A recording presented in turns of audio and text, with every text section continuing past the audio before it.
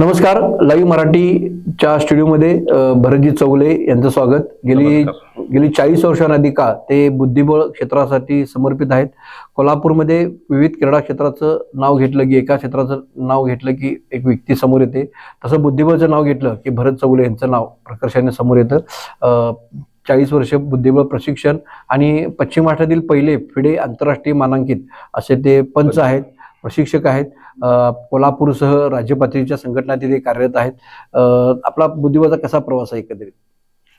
मी जवळजवळ 1990 पासून बुद्धिबळ क्षेत्रात आहे आणि तेव्हापासून संयोजक, पंच, खेळाडू या भूमिकेत मी कोल्हापूर जिल्ह्यात, महाराष्ट्रात आणि त्याचबरोबर भारतात सर्वत्र गेली 35-40 वर्ष काम करतोय. तर मी आता चेस असोसिएशन कोल्हापूर हे कोल्हापूरची जिल्हा बुद्धिबळ संघटना आहे, त्याचा मी अध्यक्ष आहे. त्याचबरोबर मी महाराष्ट्र बुद्धिबळ संघटनेचा सहसचिव म्हणून काम पाहतो. बुद्धिबळ विश्वामध्ये तुमच्यासह सर्वांनाच एक स्फूर्ती देणारी किंवा बुद्धिबळ असं क्रीडा क्षेत्रालाच एक उभारी देणारी अशी घटना घडलेली आहे. कालच आपण ते सर्व साक्षीदार होतो. गेली 15 दिवस हा तणाव टप्प्याटप्प्यानं असा वाढत गेला होता आणि डी गुलेश हा तामिळनाडूच्या खेळाडूनं जगातील सर्वात कमी 18 वर्ष 4 महिन्यामध्ये हे जागतिक विजेतेपद मिळवलेलं आहे आणि नाभूते असा एक पराक्रम केलेला आहे. तर या सगळ्याकडे आपण कसं पाहता? हे वर्ष तसं बघायला गेलं तर भारताच्या दृष्टीनं खूप महत्वाचं आहे. काही आता एक 4 महिन्यावर्षी ऑलिम्पियाड, बुद्धिबळ ऑलिम्पियाडमध्ये भारतानं महिला गटात आणि पुरुष गटात सुवर्ण पदक मिळवलेलं आहे. भारतीय संघानं ही दैदिप्यमान कामगिरी झाल्यानंतर या वर्षी पण आता जी काही वर्ल्ड चॅम्पियनशिप होती त्यासाठी आव्हानवीर म्हणून भारताचा डी गुकेश याची निवड झाली होती आणि तो देखील निश्चितपणानं जिंकणार अशी सर्वांची खात्री होती. पण प्रत्यक्षात पटावर म्हणावं तसं सुरुवातीला पहिलाच डाव चायनाच्या लिरेन डिंगनं जिंकली आणि खळबळ माजवली आणि त्यामुळे थोडं सावरायला गुकेशला वेळ लागला. त्यानंतर ही गुकेशने तिसऱ्या डावात जिंकून चांगली बरोबरी साधली.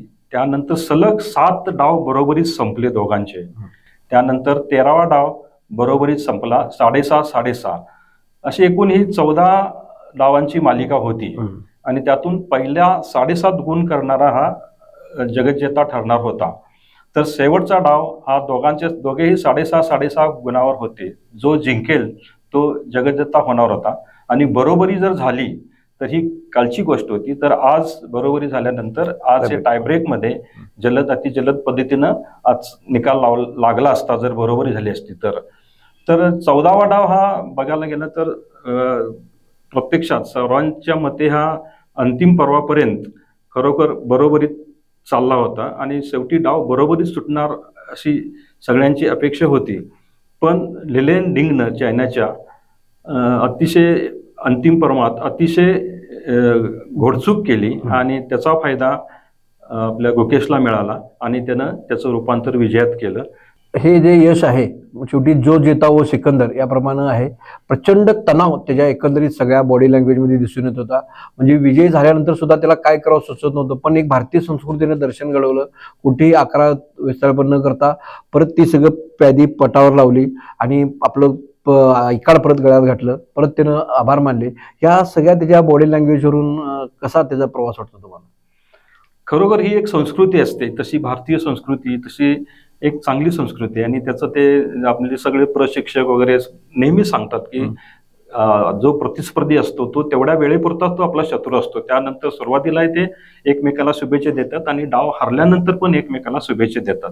आता लिरेन डिंग हा अत्यंत घोडचूक केल्यामुळे त्या मनस्थितीत नव्हता, तो तुटून गेला. तिनं पण ऍक्च्युली लिरेन डिंगनं पण या स्पर्धेत अपेक्षेपेक्षा चांगली कामगिरी केली आणि सर्व भारतीयांची मनं जिंकली.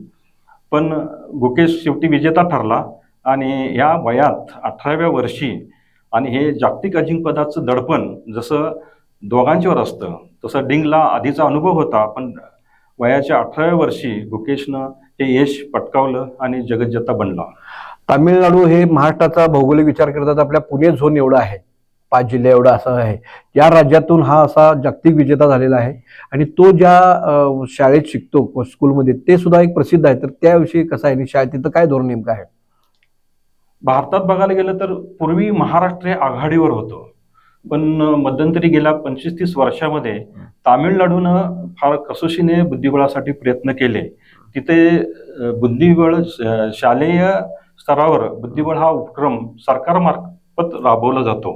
त्याचा फायदा इथल्या स्थानिक खेळाडूंना, तामिळनाडूच्या खेळाडूंना मिळाला. त्याचबरोबर वेल्लेमल हे जे स्कूल आहे जिथं गुकेश, त्याचबरोबर बरेच काही जे आधीचे नामवंत खेळाडू ग्रँड मास्टर्स तयार झाले, तर हे वेल्लेमल स्कूल हे ह्या खेळाडूंना खूप चांगलं सपोर्ट करते.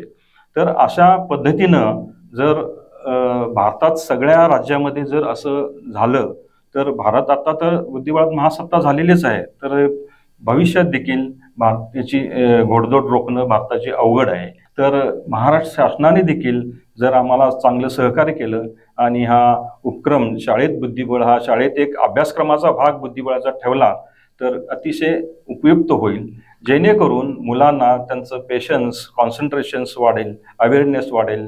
त्याचबरोबर मॅथमॅटिकल माइंड त्यांचं सेटअप होतं, त्यामुळे जीवनात पण त्यांना खूप उपयोगी पडेल. आता जे आमचे महाराष्ट्र बुद्धिबळ संघटनेचे जे अध्यक्ष आहे डॉक्टर परिणय फुके, हे तसे गेले 5-7 वर्ष महाराष्ट्र बुद्धिबळ संघटनेमध्ये कार्यरत आहेत आणि त्यांनी बरेच चांगले प्रयत्न करून महाराष्ट्र बुद्धिबळ संघटनेला काही राज्य सरकारकडून मदत मिळवलेली आहे. बुद्धिबळाचा हा जागतिक यशाबरोबर तुम्ही अगदी गाव पातळीपर्यंत काम केलेलं आहे. चांदा ते बांधापर्यंत कोणताच जिल्हा किंवा तालुका नाही या ठिकाणी आपण प्रवास केला नाही असं झालेलं नाही आहे.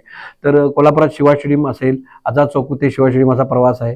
कोल्हापुरात कसं कसं प्रशिक्षण असते आणि नागरिकांनी, पालकांनी कुठे संपर्क साधावा याची माहिती आमच्या कोल्हापुरात आम्ही शिवाजी स्टेडियम इथे आपलं कार्यालय आहे, कोल्हापूर जिल्हा बुद्धिबळ संघटना, आणि याच्या मार्फत बुद्धिबळाचे प्रशिक्षण दररोज संध्याकाळी तिथं चालू असतं. तिथं गुरुवार, शुक्रवार, शनिवार असं नवोदित खेळाडूंच्यासाठी प्रीतम घोडके सर हे प्रशिक्षण देतात. त्याचबरोबर सिनियर खेळाडू जे आहेत त्यांना सोमवार, मंगळवार, बुधवारी उत्कर्ष लोमटे सर हे प्रशिक्षण देतात. आणि येत्या 2-4 वर्षात एक बुद्धिबळाचं चांगलं सर्व तालुका संघटना पण तयार होतील आणि चांगल्या पद्धतीनं बुद्धिबळाचा कोल्हापूर जिल्ह्यात विकास निश्चित होईल. सिंगापूरला ही स्पर्धा झालेली आहे. सिंगापूरला जाण्याचा आपल्यालाही संधी होती, पण थोड्या तांत्रिक अभावामध्ये राहिलेली आहे. आपल्या व्यस्त वेळापत्रकातून तुम्ही येऊन लाईव्ह मराठीच्या स्टुडिओमध्ये हे आम्हाला सर्व माहिती दिली आहे आणि हा ऐतिहासिक सुवर्णक्षण आमच्याबद्दल त्याचा अनुभव आपले शेअर केलेले आहेत. आणि कोल्हापूर जिल्ह्यातील 12 तालुक्यामध्येही बुद्धिबळाच्या संघटना आणि संघटनात्मक काम वाढावं यासाठी लाईव्ह मराठी परिवाराच्या वतीने आपल्याला शुभेच्छा. धन्यवाद. धन्यवाद.